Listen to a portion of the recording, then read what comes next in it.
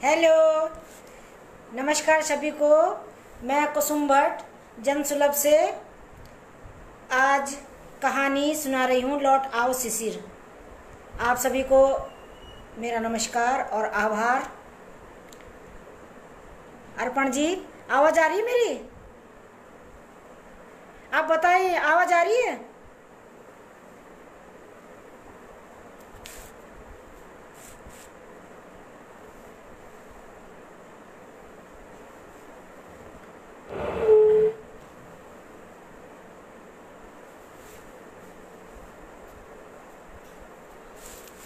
जी, शुरू करूं? कहानी का शीर्षक है लौट आओ शिशिर।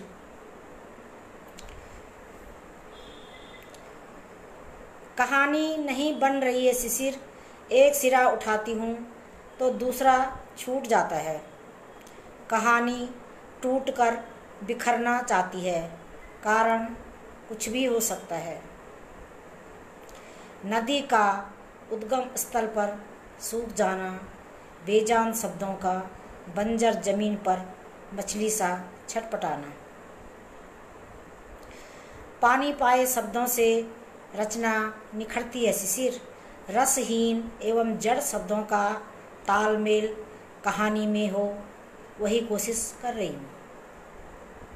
बार बार वही दृश्य अपने भीतर कैद कर रहा है।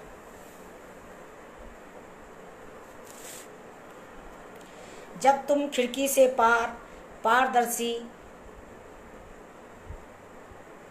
कांच के बारिश की बूंदों का टप टप गिरना देख रहे थे तो तुम्हारी उंगलियों में सिगरेट फंसी थी। आसमान में बादल चीख रहा था, जैसे भिगो देगा धरा का सूखा कोरा धरातल। चीख कर वह धरती को प्यासा छोड़कर दूसरे छोर पर चला गया था। मैंने खिड़की बंद कर दी थी। इस होटल में हम अभी कुछ ही देर पहले आए थे। तुम दूसरे होटल में ठहरे थे और मैं निशा के घर। उस होटल में ही हुआ था शराब माफिया का मर्डर। इसी सिलसिले में भेजा गया था तुम्हें। तुमने आसपास 2 कमरे बुक करा लिए थे। शिशिर मालकोटी, जर्नलिस्ट नया सवेरा और फ्रीलांसर सुश्री अग्निशिखा के नाम पर। होटल मैनेजर ने हमें एक प्यारी मुस्कान दी थी। Good night sir, good night madam, best of luck sir.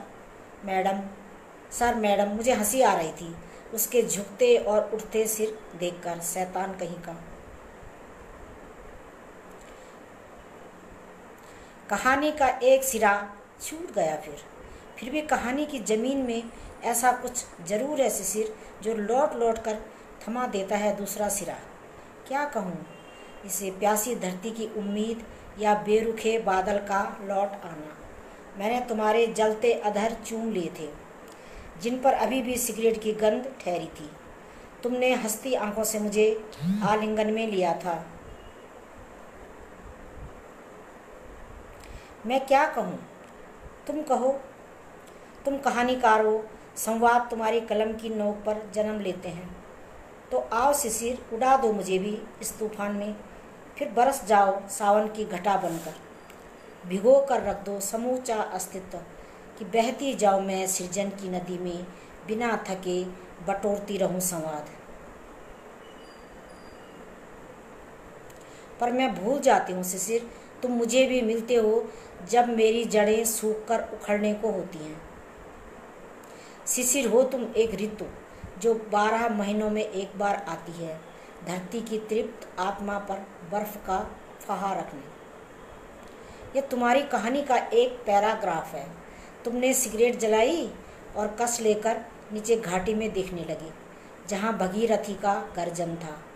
रात्रि के अंधकार में बिजली की रोशनियों में के बीच नदी का जल चमक रहा था। अद्भुत दृश्य था। तुम भी कुछ बोलो शिशिर, तुम्हारे ओंठों से लगी सिगरेट खींच ली थी मैंने। सीखा, जानती हो वो मेरे ही शब्द हैं, जन्म जन्म से तुम्हारा पाठक जो ठहरा। तुम पुस्तकों में होती हो और मैं तुम्हें पढ़ता हूँ और डूब जाता हूँ तुम में।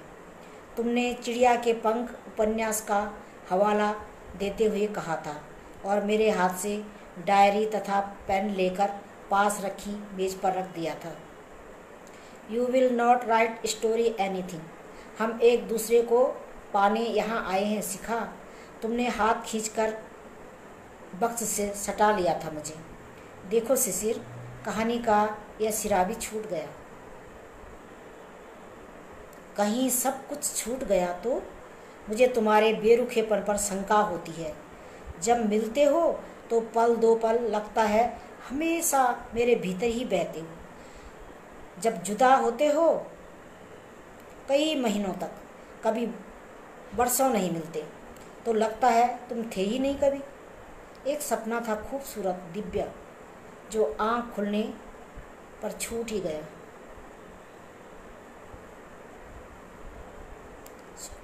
एक सपना था खूबसूरत दिव्य, जो आँख खुलते ही टूट गया। तो हम फिर से बोएंगे वही नया बीज। खिलखिलाते हुए तुमने खिड़की बंद कर दी थी। चौंकी थी मैं। नया बीज? हाँ, नया बीज, हरे पेड़ का बीज।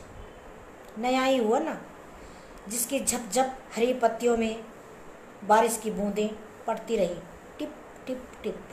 शरारती नज़रों से मेरी आंखों में झांका था तुमने और मेरे घने लंबे केसों में उंगलियां फंसाते हुए मेरे माथे को चूम लिया था।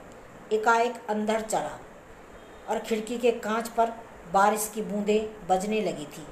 मैंने हाथ बढ़ाकर खिड़की खोल दी। बाहर कुहासे में बारिश कांप रही थी, जैसे मैं। एकाएक मोटी बौछार ने हमें भिगो दिया।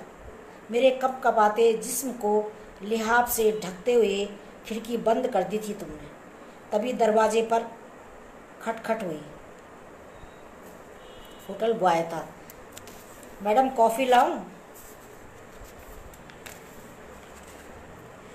मैं उठी तो वो मेरे उत्तर की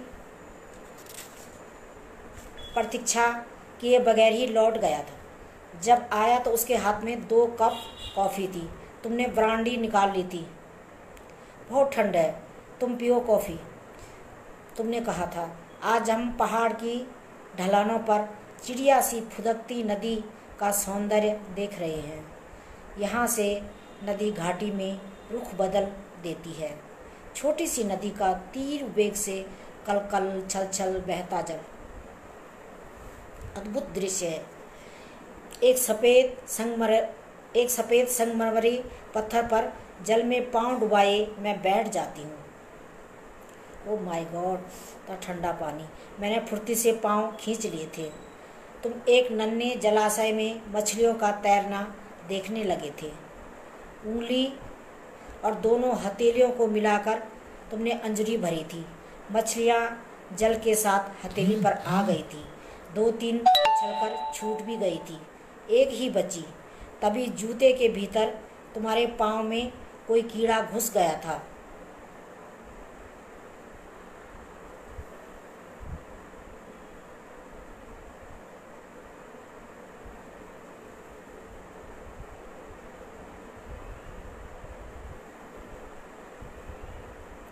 तुमने एक हाथ छोड़ दिया। पानी रीत गया था। मछली छटपटाने लगी। सहसा में चीखने लगी। मछली को जल में छोड़ दो शिशिर। तुमसे कैसे देखा जा रहा है इस मछली का तड़फना। बड़े क्रूर हो तुम, लेकिन तुम आनंद ले रहे थे। मैंने उछलकर तुम्हारे हाथ से मछली गिरा दी। प्राण पा गई बेचारी पानी में घुलकर। इसी तरह मारोगे मुझे भी तड़फा तड़फा कर। तुम निरे पत्थर हो शिशिर। मेरी आंखें डबडबाने लगी थी। तुम ठहाके लगा रहे थे। तुम भी मछली हो? कहाँ है तुम्हारी नदी? तुमने मेरे बाएं गाल को अंगूठे और उंगली से पकड़ लिया। मेरी आंखों में बावड़ी रिसने लगी थी। टप टप। हाँ शिशिर, मैं भी मछली हूँ, तुम्हारे प्रेम के जल में तैरती मछली। तुम मुझसे दूर हुए तो मैं भी ऐसे ही मरूंगी तड़प तड़प कर। तुम्हारे कंधे पर सिर टिका दिया था मैंने, और हम तुम्हें मरने देंगे? यूं ही हंसे थे तुम। पहाड़ी झरने से गिरती पारदर्शी हंसी। जिसके आर पार अपना अक्स देख रही थी मैं। पहाड़ी नदी को पाकर हम जंगल के भीतर घुसने लगे थे। आसपास खूब सारी चिड़िया, उनके चह चह स्वर एक पेड़ से दूसरे पेड़ पर उड़ती झूलती, पेड़ के नीचे उतरती, अपना भोजन लेकर पंख खोल आकाश में उड़ने लगी। यही है जीवन अपने सहज रूप में। इसलिए चिड़िया इतनी मुक्त होती हैं। काश हम भी चिड़ियों की तरह होते, ऐसे ही जंगल में आकाश की मुक्त उड़ान भरते। मैंने पर्स से डायरी निकाली और एक पत्थर पर बैठकर कविता लिखने लगी। आज तुम मेरे साथ हो। यहाँ हरा जंगल, यह कल कल बहती नदी, यह खुला आकाश, ये चिड़िया, ये पेड़, ये पौधे, ये प्रकृति, सब मेरा अपना है आज। कल क्या होगा मुझे नहीं मालूम। यह सब ऐसे ही रहेंगे मेरे अपने। तुम हाँ कह दो तो। हमारे चाहने से कुछ नहीं होता सिखा। तुमने मेरी पीड़ा में अपनी पीड़ा को उड़ेल दिया था। तुम्हारे भीतर की गहरी पीड़ा का एहसास हुआ था मुझे उस पर, वरना तुम्हारा शरारती रूप ही देखा था मैंने। हंसने हंसाने, मीठी बातों से छेड़खानी करने का तुम्हारा बहुत प्यारा सा अंदाज, उदासी को पल भर में छू कर देने वाला अंदाज। इस पर कौन न मर जाए ए खुदा, यही वाक्य उमकता है भीतर।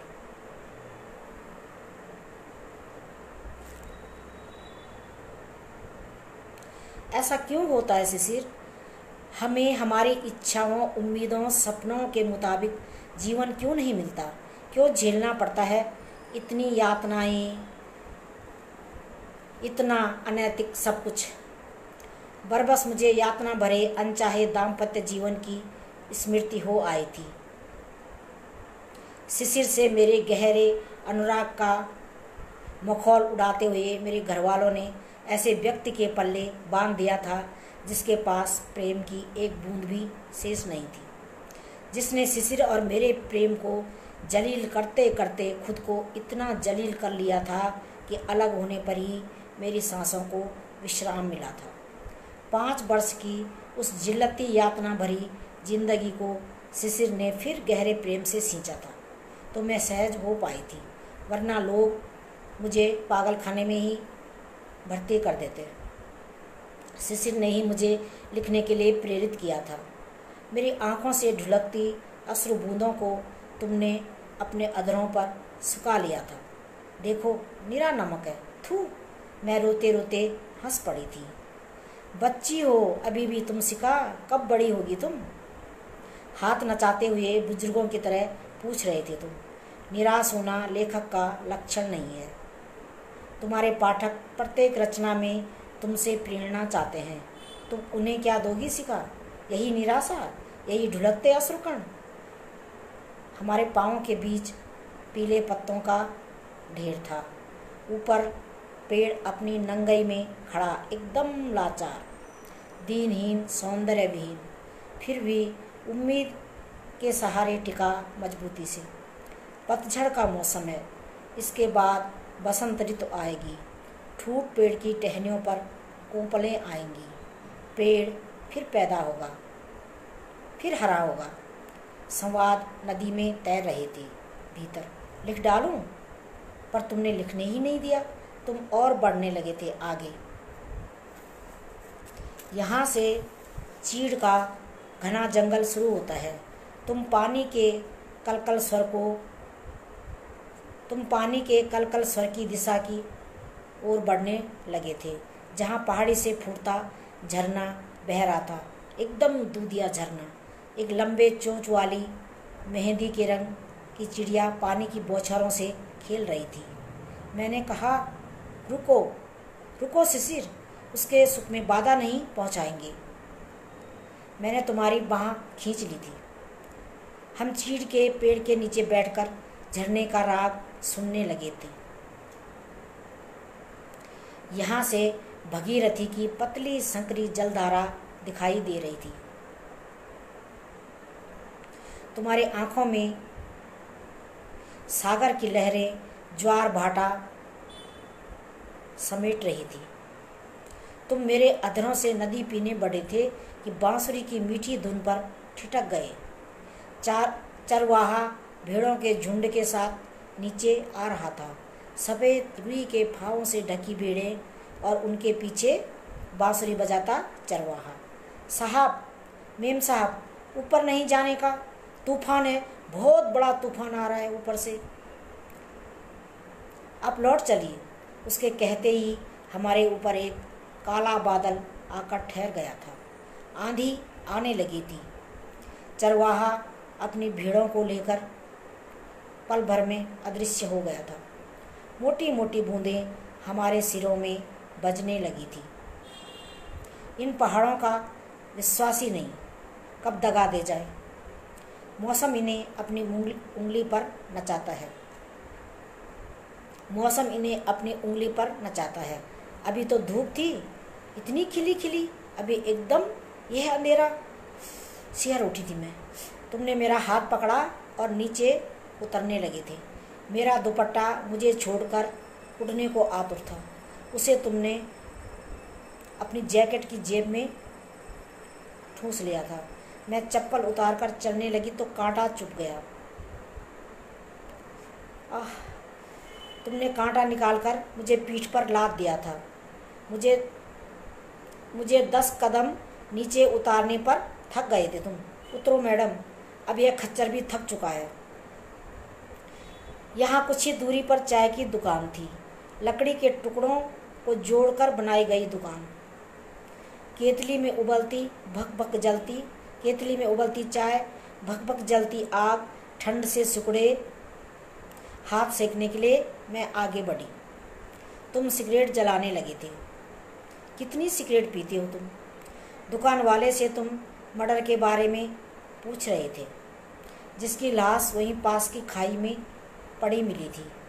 उसने हमें पीतल के गिलासों में चाय दी। उसने तुमसे इशारे से पूछा था, मैडम तुम्हारी क्या लगती है साहब? उसे कुछ अजीब सा लगा था। तुमने मेरी बाँह पकड़ी और कहने लगी, सिका, ये पूछ रहे हैं कि तुम मेरी क्या लगती हो, इन्हें बता दो। क्या बताऊं मैं? अरे हम जल्दी शादी करने वाले हैं, बहुत जल्दी। चाय वाले के चेहरे पर संतुष्टि की लकीर खिंच गई थी। कैसा बेवकूफ़ बनाया तुमने। वह मुस्कुराने लगा था। एक रात होटल में और रुकना है हमें, पर तुम्हें कहीं से फ़ोन आया था। कोई और सुराग हाथ लगा था। मैंने सोचा मैं तुम्हारी अपने रूम में प्रतीक्षा कर रही थी, लेकिन तुम नहीं आए। सुबह मैनेजर ने बताया कि तुम रात की गाड़ी से चले गए हो वापस इलाहाबाद। वापस आने पर पता चला कि तुम इलाहाबाद से मुंबई भेज दिए गए हो। तुम्हारा फ़ोन नंबर,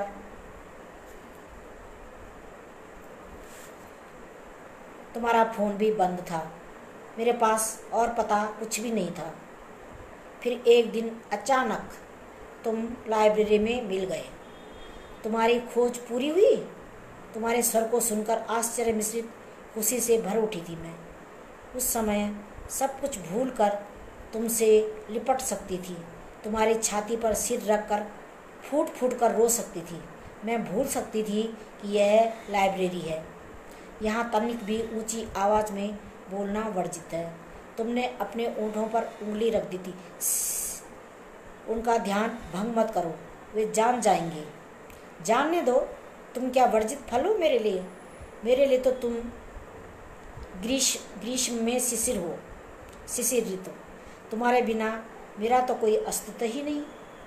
हम आँखों की भाषा से बखूबी परिचित हैं। कौन सी बुक की तलाश है तुम्हें? तुमने आहिस्ता से पीछे सरकते हुए अलमारी की आड़ में मेरी हथेली दबा दी थी। आह, कितनी ठंडी तासीर। सूखे पेड़ को सींचने ठंडे पानी की कूल बह चली हो जैसे, पर तुम्हारी आंखें आँच से दहकती हुई। तुम्हारे भीतर इतना कुछ एक साथ कैसे हो सकता है शिशिर, कि मैं पिघल जाती हूँ। मोम के पुतले सी, तिनका भर शेष भी नहीं बचता। एक घूंट पिलाते हो तो नदी की प्यास बढ़ती जाती है, बढ़ती ही जाती है। नदी में बहाते हो तो समुद्र में डूबने को जी चाहता है। गहरे समुद्र में डूबती हूँ तो डूबती ही जाती हूँ, बाहर निकलने का मन नहीं होता।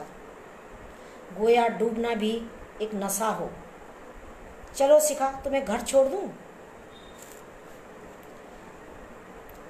किताब लेकर तुम बाहर निकले।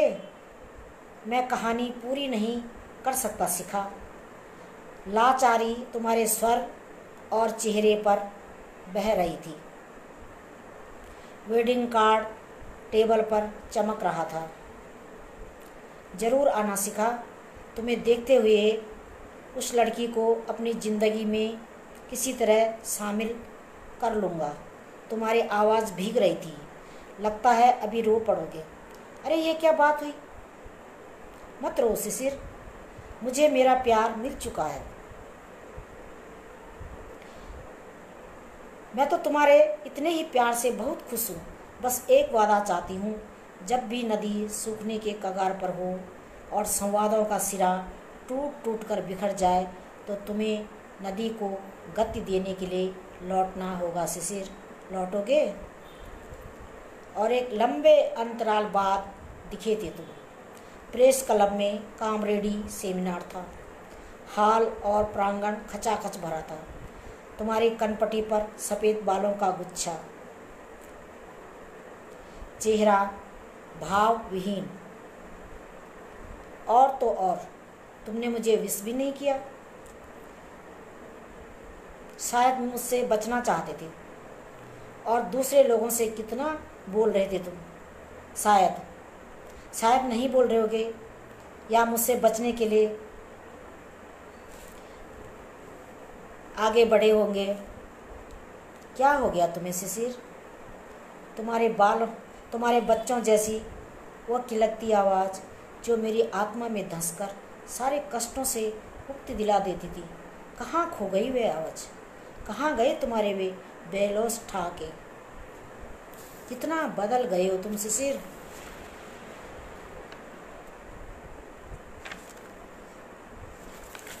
मुझसे क्यों नहीं बोल रहे हो तुम? दंग रह गई मैं। कभी तुमने सोचा था शिशिर, इतने लंबे समय तुमसे जुड़कर फिर मैं कैसे जी पाऊंगी? तुमसे जुदा रहकर मैं पल पल कैसे मरती होंगी? कभी सोचा था तुमने? इस ठूंठ पेड़ को देखो इस ठूंठ पेड़ को। एक बार अपनी जड़ों से उखड़ने वाला है ये।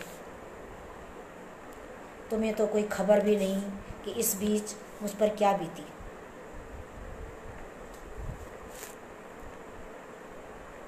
इस ठूंठ पेड़ को देखो ना एक बार, इसकी जड़ों को सींचो शिशिर। पानी पीकर यह फिर हरा हो जाएगा। यह तुम्ही ने तो कहा था ना, हम फिर से बोएंगे एक हरे पेड़ का बीज, जिसकी सघन हरी पत्तियों पर बारिश की ताज़ी बूंदें टपकती रहें, टिप टिप टिप।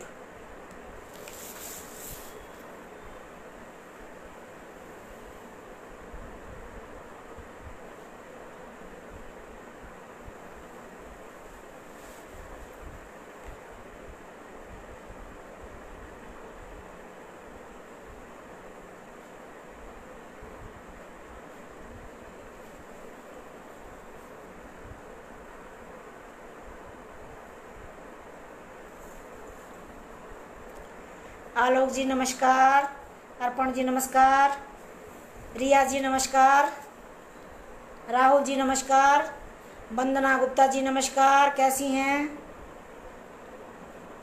शिवानी जी नमस्कार।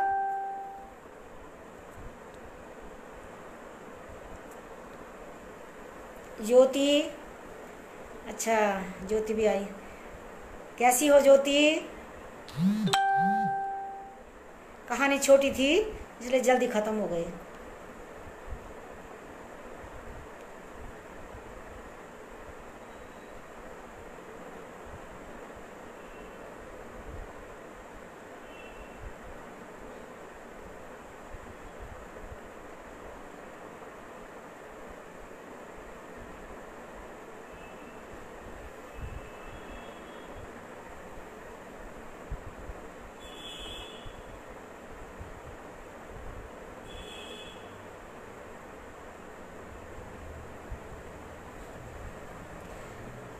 आप सभी का आभार। आप लोग आए, आपने कहानी सुनी, मुझे बहुत अच्छा लगा। फिर अगली बार दूसरी नई कहानी के साथ फिर हाजिर होंगी। तब तक के लिए